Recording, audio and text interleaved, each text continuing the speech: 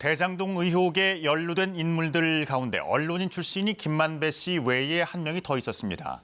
화천대유의 관계사 천화동인 7호 소유주로 배당금 120억을 받은 전직 기자 배모 씨인데요.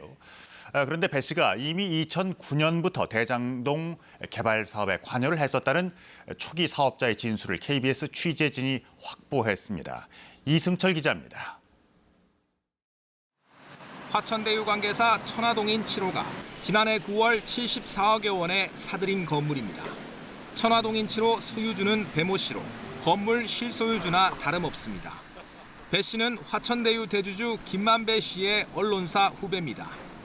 1,000만 원을 투자해 배당금 120억 원을 받았습니다.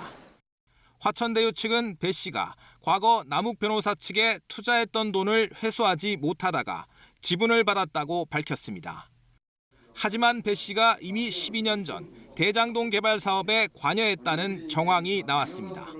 2009년 대장지구 민간 개발을 추진한 부동산 개발업체 대표 이강길 씨의 증언입니다. 당시 이 씨는 성남시 등을 상대로 민원 해결에 힘을 써줄 것을 기대하고 부동산 투자 자문업자 김모 씨를 만났습니다. 이 자리에 당시 기자였던 배 씨가 나왔다고 말했습니다. 이 친구가 법쪽도 잘 알고 성남시도 많은 친분이 있다, 그 공무원들하고도. 배 씨가 인맥을 동원해 민영개발 인허가를 돕겠다고 했다는 게 이 씨의 주장입니다. 배 씨를 소개한 김 씨에게 용역계약을 맺고 1억 1,000만 원을 줬다고도 밝혔습니다.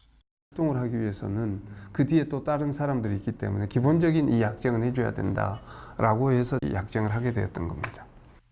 배 씨는 기사거리가 될 수 있다는 김 씨 제안에 이 씨를 만났을 뿐이라고 해명했습니다. 또 민영개발과 관련해 역할을 하겠다고 말한 사실이 없고 이 대표 측으로부터 계좌로 50만 원을 받았지만 돌려보냈다고 주장했습니다. 계좌번호를 알려준 이유를 물었지만 대답하지 않았습니다. 투자자문업자 김 씨는 이 씨로부터 받은 1억 1,000만 원은 정상적인 용역계약 대가였고 배 씨에게 활동비를 준 적이 없다고 밝혔습니다. KBS 뉴스 이승철입니다.